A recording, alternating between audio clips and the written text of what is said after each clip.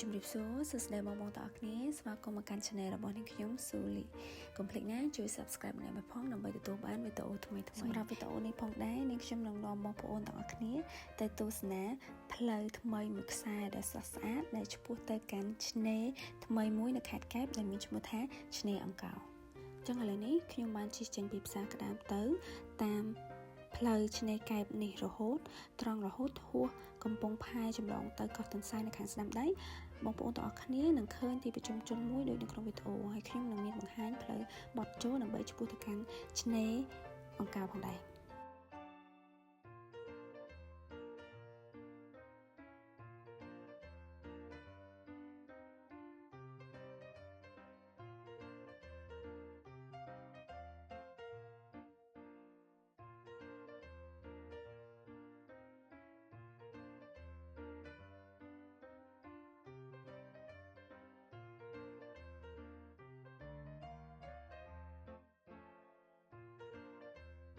ដោយបងប្អូនទាំងអស់គ្នាបានឃើញនៅក្នុងវីដេអូនេះអញ្ចឹង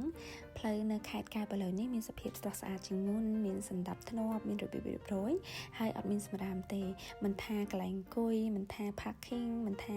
នៅឆ្នេរកែបទេគឺស្រស់ស្អាតជាងមុនអញ្ចឹងសម្រាប់បងប្អូនទាំងអស់គ្នាដែលខានទៅយូរគួរតែត្រឡប់ទៅលេងខេត្តកែបម្ដងទៀតហ្នឹងហើយឥឡូវនេះយើងជិះហួសកំពង់ផែមកដល់ប្រហែលជា1គីឡូជាងដីបងប្អូនទាំងអស់គ្នានឹងមានទីប្រជុំជនបែបនេះយើងមើលខាងស្ដាំដៃនឹងមានផ្លាកពណ៌ខៀវធំមួយដែលគេដាក់ថាព្រះវិហារបងប្អូនទាំងអស់គ្នាបត់ចូលមកតាមផ្លាកនឹងមកត្រង់រហូតហើយបត់មកខាងឆ្វេងដៃមកតង់ទៀតគឺនឹងមកដល់ផ្លូវដ៏ស្រស់ស្អាតថ្មីស្រឡាងមួយខ្សែនេះផ្លូវថ្មីមួយខ្សែនេះបងប្អូនទាំងអស់គ្នាមិនត្រឹមតែមានរបៀបរៀបរយធំល្វឹងល្វើយហើយគ្មានសម្រាមនោះទេថែមទាំងមានទេសភាពឲ្យយើងគយគន់ទៀតមានតាំងពីសមុទ្រមានតាំងពីព្រៃកោងកាងដែលលាតសន្ធឹងយ៉ាងវែងហើយក៏មានជួរភ្នំអមសងខាងដែរអញ្ចឹងសម្រាប់នាងខ្ញុំផ្លូវមួយខ្សែនេះពិតជាស្រស់ស្អាតហើយចង់ឲ្យបងប្អូនទាំងអស់គ្នាមកឃើញផ្ទាល់ភ្នែកថាប្រទេសយើងមានតំបន់ទេសចរក៏ដូចជាមានផ្លូវដ៏ស្រស់ស្អាតអត់ចាញ់បរទេសឬក៏ប្រទេសជិតខាងយ៉ាងទេសម្រាប់ទេសភាពដ៏សែនស្រស់ស្អាតមួយនេះបងប្អូនទាំងអស់គ្នាកុំភ្លេចមកដល់ទីនេះយើងបើកល្បឿនតិចចាក់ចម្រៀងលំហែអារម្មណ៍ទៅតាមទេសភាពដែលយើងកំពុងតែឃើញនេះពិតជាស្រស់ស្រាយមែនតើអញ្ចឹងបងប្អូនទាំងអស់គ្នាជិះមកដល់ស្តេសមួយនេះបងប្អូនទាំងអស់គ្នាទៅត្រង់និងឆ្ពោះទៅដល់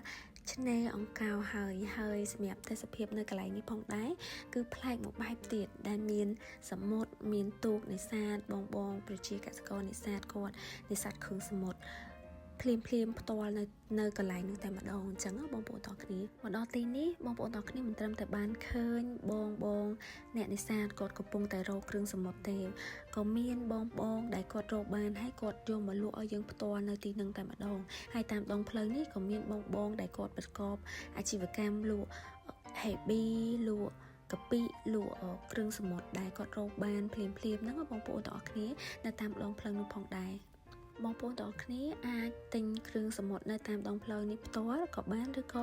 បងប្អូនទាំងអស់គ្នាអាចទិញពីផ្សារក្តាមមកអង្គុយញ៉ាំនៅទីនេះក៏បានដែរដោយរូបនាងខ្ញុំជាមួយនឹងក្រុមគ្រួសារយើងបានចូលផ្សារក្តាមទិញម្ហូបទិញគ្រឿងសមុទ្រយកមកខែកទេអង្គុយនៅទីនេះគឺអត់មានអ្នកឆាយលុយទេប៉ុន្តែនៅទីនេះគេក៏មានជាកញ្ចក់ក៏ដូចជាសម្រាប់ជួលក៏ដូចជាកទេសម្រាប់ជួលក៏ដូចជាភូនរាជដ្ឋានដែលជាប់នៅតាមដងឆ្នេរនឹងផងដែរអញ្ចឹងសម្រាប់បងប្អូនទាំងអស់គ្នាគឺមានជំរើសច្រើនទៅតាមចំណង់ចំណូលចិត្តបងប្អូនទាំងអស់គ្នាចូលចិត្តបែបណាអញ្ចឹងណាហ្នឹងហើយអញ្ចឹងឥឡូវនេះខ្ញុំនាំបងប្អូនទាំងអស់គ្នាមកទស្សនាសកម្មភាពនាងខ្ញុំនិងក្រុមគ្រួសារបានអង្គុយញ៉ាំបាយជុំគ្នាហើយយើងខែកទេនៅក្រោមដើមដូងហ្នឹងហើយយើងមានម្ហូបមានគ្រឿងសមុទ្រពីខាងផ្សារក្តាមមក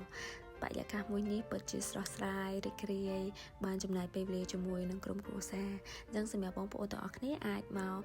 លក្ខណៈពិកនិចបែបនេះបានឬក៏មានតុ camping មានកៅអី camping បងប្អូនទាំងអស់គ្នាអាចយកមកអង្គុយនៅក្រោមដើមដូងនេះបានពិតជាស្រស់ស្រាយហើយ relax មែនតើ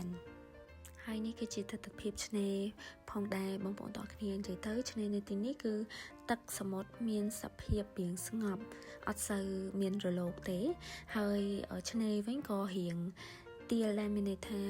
គឺរះបងប្អូនទាំងអស់គ្នាទឹកស្ងប់ហើយទឹករះអញ្ចឹងសម្រាប់បងប្អូនទាំងអស់គ្នាដែលមានកូនទូចអាចនាំមកលេងខ្ចៅខ្ចងក៏ដូចជាក្តាមនៅទីនេះសម្បូរទៅដោយខ្ចងហើយក្តាមបងប្អូនទាំងអស់គ្នាអញ្ចឹងអាចនាំពួកគាត់មកចាប់ក្តាមលេងបាននាងខ្ញុំនិងក្រុមគ្រួសារចាប់បានច្រើនមែនតើហើយយើងចាប់ហើយយើងប្រឡែងទៅវិញអញ្ចឹងណាហ្នឹងហើយអ្វីដែលកាន់តែពិសេសបងប្អូនទាំងអស់គ្នាគឺទស្សនវិជ្ជាមួយនេះ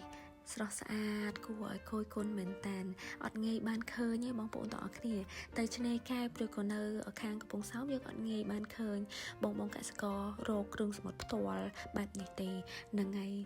នេះបងប្អូនទាំងអស់គ្នាក្តាមគឺកលេចឃើញតែម្ដងដោយសារនៅទីនេះទឹកស្ងប់បងប្អូនទាំងគ្នាអញ្ចឹងក្តាមអីគឺចេញមកច្រើនមែនតើហ្នឹងហើយឥឡូវនេះនាងខ្ញុំនិងក្រុមគ្រួសារបានត្រឡប់ទៅផ្ទះវិញហើយយើងក៏បានចូលមើលគ្រឿងសមុទ្រក៏ដូចជា